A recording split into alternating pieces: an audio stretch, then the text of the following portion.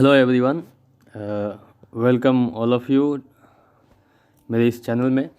पिछले वीडियो में मैंने बिहार बोर्ड के 10th क्लास का जो इंग्लिश का पेपर होता है उसके क्वेश्चन पैटर्न और मार्किंग स्कीम के बारे में मैंने बताया था, और वो सेक्शन ए के बारे में था। मतलब वो जो भी उसमें था आपको वो टोटल चीज़ें जो है आपको सिर्फ ऑब्जेक्टिव ही उसमें बताया गया। ऑब्जेक्टिव में क्या आएगा, कैसे आएगा, ये सारी वीडियो इसके पहले वाले में आपको बताई गई है। अभी इस वीडियो में मैं आपको आपके इंग्लिश के पेपर का सेक्शन बी के बारे में डिटेल बताऊंगा। ठीक है कि ये सेक्शन ए के बाद सेक्शन बी में आपको क्या क्या सवाल आता है, उसको कैसे करना है, और कहाँ कहाँ से सवाल आते हैं, किस प्रकार से मार्किंग स्कीम होता है, ये सारी बातें मैं आपको इस वीडियो में बताने वाला हूँ, इसलिए ध्यान से सुने।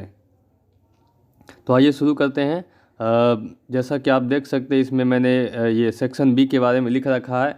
याद रखना है, सेक्शन बी जो है आपका डिस्क्रिप्टिव क्वेश्चन होता है। मतलब जो भी सवाल दिया गया है उसका जवाब देना है लिख करके, एक शब्दों में नहीं, वो एक लाइन में, 2 लाइन में, 4 लाइन में, या जैसा सवाल रहा वैसा आपको जवाब देना पड़ेगा।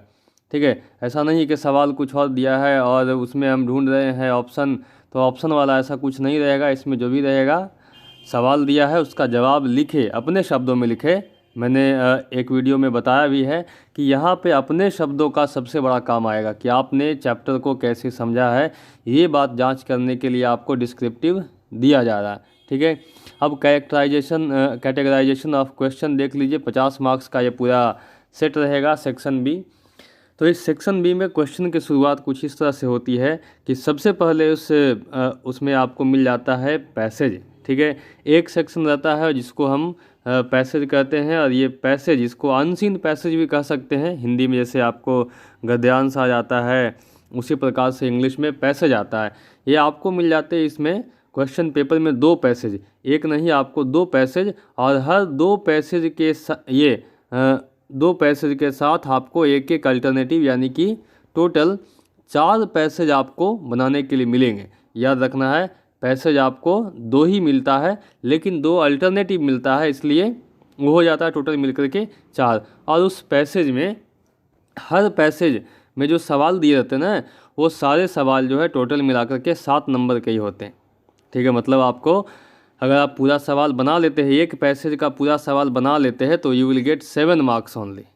ठीक है, और इसी प्रकार से अगर आप दूसरा पैसेज भी बना लेते हैं तो अगेन 7 मार्क्स मिलता है, और जो कि टोटल मिलाकर के आपको आ जाता है 14 मार्क्स। ये 14 मार्क्स का पूरा होता है।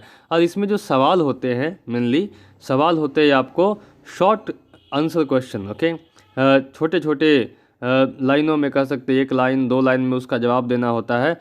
तो वैसे सवालों के लिए ये वैसे सवाल आपको इस पैसेज में मिलते हैं, और एक एक पैसेज में आपको 4 क्वेश्चन मिलेंगे। ठीक है, अब ये 4 क्वेश्चन का मार्किंग स्कीम क्या है, तो आप उसको यहाँ देख लीजिए ध्यान से।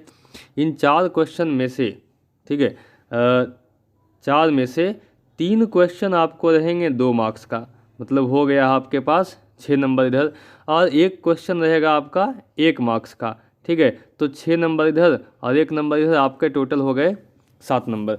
तो एक पैसेज आपका 7 नंबर कुछ इस तरह से रहेगा, 6 नंबर 2-2 का, और ओके 1 मार्क्स का। तो ये आपका पैसेज का सेगमेंट हुआ। ठीक है, चलिए हम आगे बढ़ते हैं। और पैसेज को डील करने के बाद मैंने बताया कि अगर आप पैसेज बना लेते हैं तो आपको 14 नंबर वहाँ से मिल जाता है। लेकिन पैसेज के बाद एक अगला और आता है, वो भी अनसीन होता है, वो आपके किताब से नहीं, वो आप किताब के बाहर से ही होता है। अब इसकी बात अगर करें तो इसको आप देख लीजिए, ये क्या है।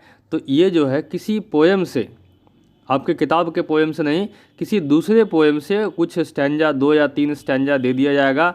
ठीक है, और उस स्टैंजा को, पोएम को पढ़ करके आपको फिर वही पैसेज के जैसा क्वेश्चन दिया रहेगा।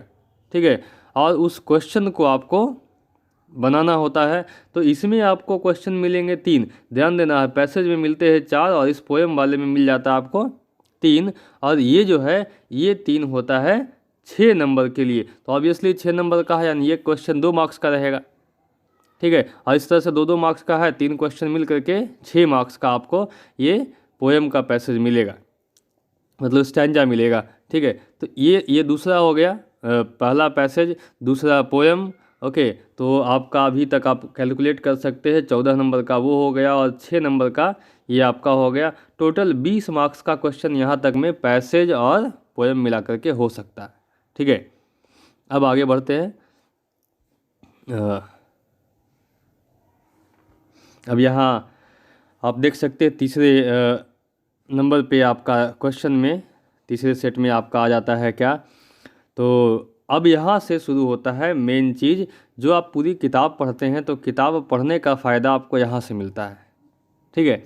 आपके बुक से जो भी क्वेश्चन आते हैं वो इतना ही है, आप ध्यान से देख लो क्या मिलता है। तो टेक्स्ट बुक बेस्ड क्वेश्चन जो है आपको यहाँ से मिलता है, और इसमें क्या है, तो क्वेश्चन आपको मिलते हैं 10, ठीक है, लेकिन इसमें बनाना होता है सिर्फ 5 ही।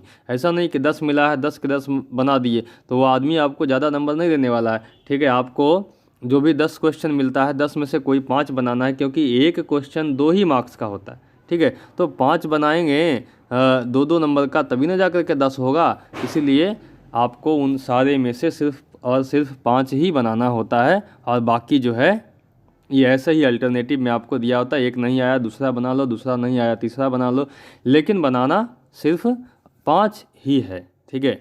अभी इसकी बात हो गई, अब आगे बढ़ते हैं। इसके बाद एक आखिरी चीज़ जो आप लोगों के लिए सबसे बड़ी समस्या होती है, ठीक है, वो मैं इसके बाद बताऊंगा। सबसे आखिरी में वो आएगा कि मैट्रिक के लिए बिहार बोर्ड वालों के लिए एक सबसे बड़ी समस्या जो उसके माथे पे बैठी होती है, वो मैं यहाँ दिखा दूंगा आपको। इसमें अगली कहानी क्या है, तो जैसे ही आप उससे आगे बढ़ते हैं, तो मैंने अभी तक जोड़ दिया आपको 20 नंबर उधर का हो गया, 10 नंबर आपका टेक्स्ट बुक से क्वेश्चन पेपर का, तो 30 नंबर हो गया, ठीक है। और 30 के बाद यहाँ आप आ जाइए, तो ये आपका हो जाता है 5 नंबर का। तो अभी तक जो है ना आप 35 मार्क्स की बात मैं इस पेज के साथ ख़त्म कर दूंगा। अब इस पेज में आप देख लीजिए चौथे नंबर पे क्या आता है, तो यहाँ ये आपको बताता है कि आपको मिल जाता है एक पैराग्राफ लिखने के लिए। आपने इससे पहले ऐसे लिखा होगा, ठीक है। आप अगर हिंदी लिखते हैं, हिंदी का पेपर, तो हिंदी में भी निबंध लिखने आता है, यहाँ भी वैसा ही होता है। लेकिन फ़र्क इतना है कि ये पैराग्राफ जो होता है ज़्यादा से ज़्यादा 60 या 70 या कह सकते 75 to 80 वर्ड्स में आपको ये पैराग्राफ लिखना होता है, ठीक है। अब आगे देख लीजिए इस पैराग्राफ को दिया कैसे जाता है एग्ज़ाम में। तो इस पैराग्राफ को एग्ज़ाम में कुछ इस तरीके से दिया जाता है कि आपको एक क्वेश्चन दिया जाएगा कि right a paragraph on any one of the topics given, ठीक है। दिए गए किसी भी एक टॉपिक से आप एक पैराग्राफ लिखें। अब आपके सामने कितने, तो टोटल 5 टॉपिक रखे होते हैं, 1-2 नहीं, पूरे 5। आपके लिए बहुत अच्छा ये अवसर होता है कि 5 में से कोई भी एक जो आपको अच्छे से आता है चुन लो, उसके बाद लिखना शुरू हो जाओ। तो यू आर गिवन 5 टॉपिक्स, 5 दिया जाता है, you have to write only 1, एक ही लिखना होता है। और यही एक टॉपिक जो है ना 5 में से अगर आप एक लिखते हैं तो यही एक जो है वो आपके लिए 5 नंबर लाता है, ठीक है। याद रखना है, आपके पास एक बहुत अच्छा अवसर होता है पूरे के पूरे 5 नंबर निकालने का, बशर्ते कि आपको उस 5 में से कोई एक टॉपिक पे कर सकते हैं मैक्सिमम 10 लाइन लिखना होगा। 10 लाइन में आपका 70 हो जाएगा, ठीक है। तो 10 लाइन लिखने के आपको 5 नंबर मिल जाते हैं। अभी ये हो गया, इसको लिखना कितने शब्दों में, तो 60 से 70 शब्दों में मैंने बता दिया। अब आखिरी चीज़ जो आप लोगों के लिए, बिहार बोर्ड वालों के लिए सबसे बड़ी समस्या होती है, उसको यहाँ गौर से देख लीजिए, ठीक है। क्योंकि अगर ये छूट गया है तो आपके साथ समस्या हो सकती है, क्योंकि यही हिस्सा जो है जो सीधा आपको 15 नंबर दिलवा सकता है, ठीक है। 15 में से कितना भी कटेगा तो आप इसमें से 10 नंबर या 11 नंबर या 12 नंबर तक तो आप ला ही सकते हैं, ठीक है। एक नंबर काट भी लिया तो 12 नंबर आपको मिल जाता है। अब देख लीजिए ये क्या है, तो ये आता है आपका राइटिंग स्किल। मैं कुछ चीज़ों को इसके साथ बताऊंगा, जो लोग सुन रहे हैं वो इसको ध्यान से सुने। आपको एक सच्चाई बताऊंगा जो बिहार बोर्ड वालों को शायद बहुत लोगों को नहीं मालूम होती है, ठीक है। आप 10th क्लास में आपके इंग्लिश अगर कोई पूछे तो आपके इंग्लिश का पहले से ही बाजा बजा हुआ, ठीक है। पढ़ाई का कोई माई बाप नहीं है, इंग्लिश का पहले से बाजा बजा हुआ है। लेकिन अब देखिए आपके बिहार बोर्ड में बस 10th क्लास में ही राइटिंग स्किल का लेवल क्या है यहाँ से आप देख सकते हैं, कंपेयर कर सकते हैं कि हमारी सरकार क्या करती है, हमारी शिक्षा व्यवस्था और पैटर्न क्या है।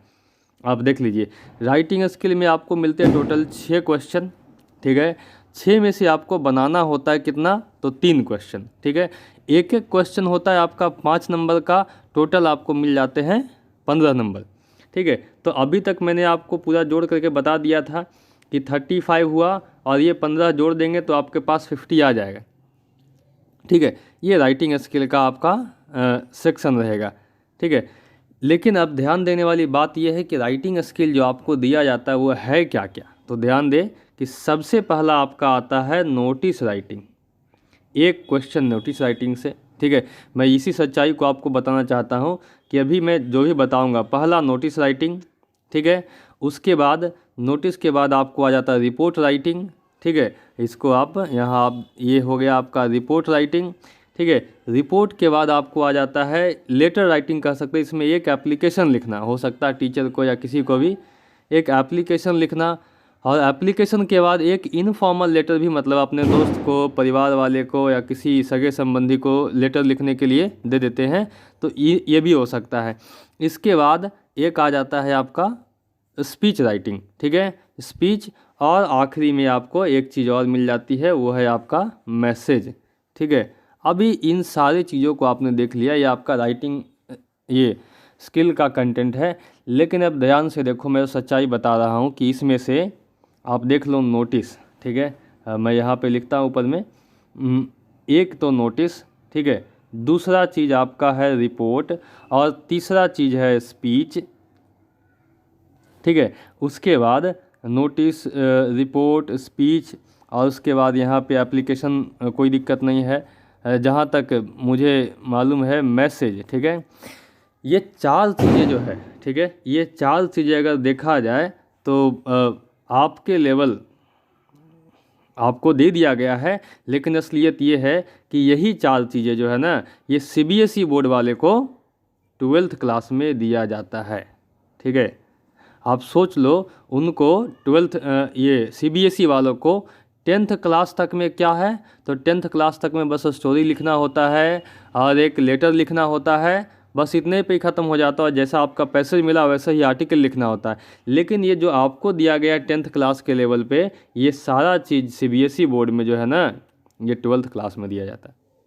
तो आप समझ लो, CBSE बोर्ड वाले जो बचपन से पढ़ते हैं उनको ये चीज़ें 12th में दी जाती है, और आप लोग जिसके पढ़ाई का ये बाजा बजा है, सब कुछ नदारत है, उनको सब कुछ दिया जाता है कब, तो 10th क्लास में। मतलब CBSE बोर्ड वाले से भी आप 2 साल तेज हैं, इसलिए आपको दे दिया जाता है कि तुम बाबू बहुत पढ़े हो, चलो इतना तो लिख ही लोगे, ठीक है। तो ये एक सच्चाई थी जो मैं आखिरी में बताना चाह रहा था, और इसी के साथ मैं इसे समाप्त करना चाहूँगा।